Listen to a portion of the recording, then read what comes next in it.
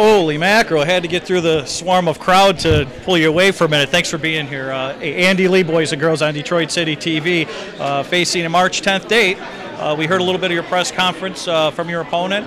And with the cancellations that you've had, when do you put on your game face? When is that time? A couple days before, an hour before? When do you get ready for that game face? Yeah, tomorrow really got the weigh in, and then that's when once you weigh in, you really know it's on, But I've been training very hard.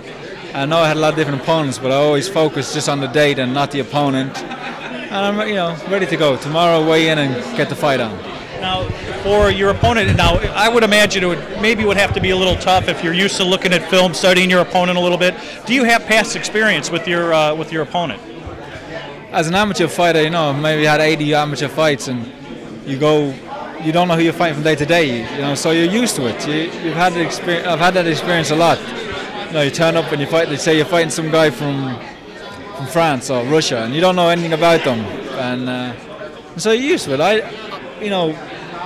There's a general, there's a language to boxing, and all fighters speak it. And when you get in that ring, you start to understand each other and what each other's trying to bring. So he's an experienced guy, tough guy, Mexican, big heart, and I know he's going to show me a lot of tricks that he's picked up over the years, and he'll have a lot of little moves that I'll have to be wary of, but I expect to win.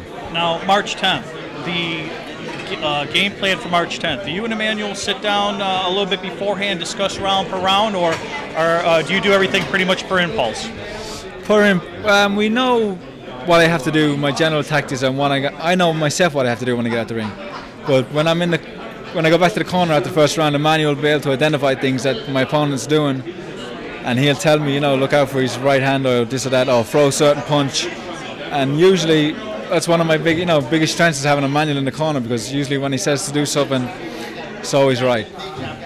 Limerick compared to Detroit, the similarities in a way. Are there similarities? Yeah, both tough towns, working class towns with good people, and people are very similar in that they let you know what they think. If they like you, they like you. If they don't like you, they let you know about it. And I like Detroit. People have been very good to me since I came here, and I don't have a bad word to say about the city. I've never had a day's trouble in my life here. For all the bad stories you get in the press, I've never had any instance, so I'm very happy. A lot of bad press sometimes.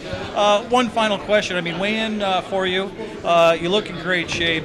Any shedding a couple extra Guinnesses tonight with a sweat body bag on? I got 2 pounds to lose, but that's regular. I've been eating well and well hydrated, so just get a couple of pounds off now and get the weigh in tomorrow, and that'll be it. And again, as you mentioned, one fight at a time, but the next fight here, March 10th at the Suburban Showcase Plaza over in Novi. There are tickets available.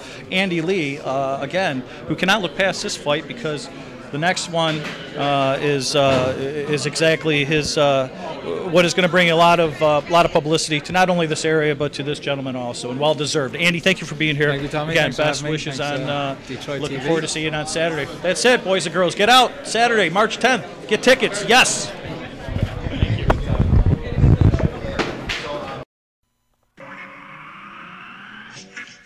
That Money Shot presentation brought to you by Detroit City Production Company.